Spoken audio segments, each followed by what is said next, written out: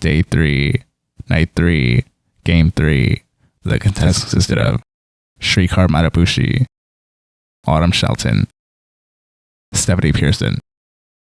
Can I just say how much I love these transition clips? After thanking Johnny Gilbert, my Alex introduction was, and welcome back to the high school reunion tournament. In a thrilling come-from-behind victory in yesterday's quarterfinal game, Avi Gupta, our 2019 teen tournament champion, advanced to the semifinals. Today we welcome back Stephanie, Autumn, and Shrikar. Set in a high school, the 70s TV series Welcome Back Kotter made this no longer high school age star a star. The answer was John Travolta. This was filmed only 5 months after Olivia and John passed away. Shrikar mentioned he's passionate about robotics and AI and wants to do that in the future. AI scares me a lot. Mayim asked Autumn, how did your hometown react to the first time you were on Jeopardy? Autumn answered, yes, the first time I was on Jeopardy, our local movie theater in front of a small town of 4,000 people. They showed the show on a movie screen and about 100 people from my hometown came and cheered me on. Mayim exclaimed, that is incredible, I can't wait to see what they do this time.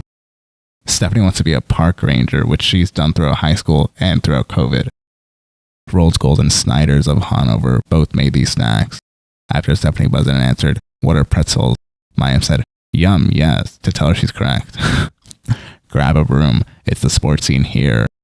One of the reasons I like when Mayim hosts is moments like these. Grab a broom, it's the sport being played here. Autumn. What is curling? That's right, just makes me laugh every time I see it. Science Critters 200. Curling was also what Ken mentioned Canada is known for in the introduction to Mateo Roach's 10th game. It's the animal in the name of the unit equivalent to 33,000 foot-pounds of work per minute. Shrikan buzzed in and answered, what is an elephant, which is incorrect. Stephanie buzzed in and answered, what is a mole, which is also incorrect. Then Autumn buzzed in and answered, what is a horse, which is incorrect. I think this is the first question any of them got wrong, which is amazing. Shrikan got the first daily double, weighed 3,000, and the answer was obvious. This Russian psychologist trained many breeds of dogs to reflexively salivate at the sound of noises they associated with food. Shrikan answered, I should have risked more, who is Pavlov. That took his score to $11,600. Stephanie entered the first round winning $2,800. Autumn was in second place at $4,200, and Shrikan was in the lead at $11,600. He would have had one of the highest scores at the end of Single Jeopardy all season. One of the Double Jeopardy categories was literary movement. Let's see how many I know. The Hawthorne Longfellow Library is at this private college in Brunswick, Maine. I originally added this question because Longfellow was the answer in the final Jeopardy round in Game 2 of the 2022 Tournament Champions quarterfinals when Andrew He defeated 11-game champion Jonathan Fisher. Meanwhile, Brunswick, or at least the namesake New Brunswick, was the answer in the first daily double on Mateo Roach's 15th game. Mateo Roach was also defeated by Andrew He, and she was a 23-game champion. Anyway, the reason I added this is because Stephanie buzzed and answered, what is Bowden? And there was a second delay before Mayim said, that's right. Wonder if it was because of the pronunciation. Now there's a guest all of a sudden. Sorry, considering my first name, maybe I was predestined to attend this beautiful campus. And she's from USC. Impressive. Fight on, Trojans. He waxed Wendell Willkie in wartime. Nice alliteration.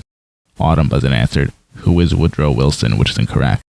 Then no one else buzzed in, which I think makes this the first triple stumper. The answer was Franklin Roosevelt. Woodrow Wilson would have made good alliteration, though. Woodrow Wilson waxed Wendell Willkie in wartime. Franklin Delano Roosevelt waxed Wendell Willkie in wartime. He got both daily doubles. Shrikan got the first daily double in Double Jeopardy, wagered $7,000, which is a large wager. I guess he's trying to redeem his last wager. He got it right and went to $24,600, already leading by $20,000. A legacy of its colonial past, Burundi's currency is this, divided into 100 centimes. This was another triple stumper in the round. The answer was, what is a franc, which I guess because the word centime looks French. And yes, I know France uses euros as currency. Most other French-speaking countries use francs, including Switzerland and Liechtenstein. Stephanie got the second daily double in Double Jeopardy. She made her true daily double, which Mayim exclaimed, whoa, true daily double. She got it right and went to $10,400. Gertrude Stein is credited with giving this bleak nickname to a group of young writers alienated from post-World War I society. The answer was, what is the lost generation, which Mayim told her, that's it, Stephanie. Poet and playwright Amiri Baraka is considered the founder of this 1960s and 70s movement, BAM for short. The answer was, what is the Black Arts Movement, which was a triple stumper. I didn't know it either. No way. Wordsworth and this sometime friend and writing partner were the big stars of the early 19th century Lake School of English poetry. The answer was Samuel Taylor Coleridge. What are the odds that I watched documentaries on both and this question comes up in the same week? For their gallant verses and loyalty to Charles I, 1600s poets like Richard Lovelace were known as these mounted knights. Nobody wasn't answered were Cavaliers. This only made me think of the Cleveland Cavaliers. Ironic since it's an English major and I know nothing about sports. Gregory Corso, one of the leading poets of this hip 1950s movement, incorporated jazz into his verse. The answer was, what is a beat movement? Thank you so much, Ryan Long. All three contestants got the last question wrong. Stephanie had a double jeopardy in her score going down to $14,400. Autumn went down to $4,200, and Shrikan went down to $25,800. The final jeopardy category was people and places. The question was, thought to descend from people of Southeast Asia, the Chamorro make up this U.S. territory's largest ethnic group. My guesses are American Samoa or Guam. I'll guess Guam. The answer was Guam. That is correct. Arriving in Guam 3,500 years ago, Chamorro is also one of Guam's official languages. Stephanie wagered $8,401, taking her score to $22,801. Shrikan answered, what is American Samoa, which was incorrect. Here is $3,001, taking a score down to $22,799. Stephanie won by just $2. Fun fact, this is the first $2 win since Game 2 of the 2022 Tournament of Champions quarterfinals when Andrew He defeated Jonathan Fisher.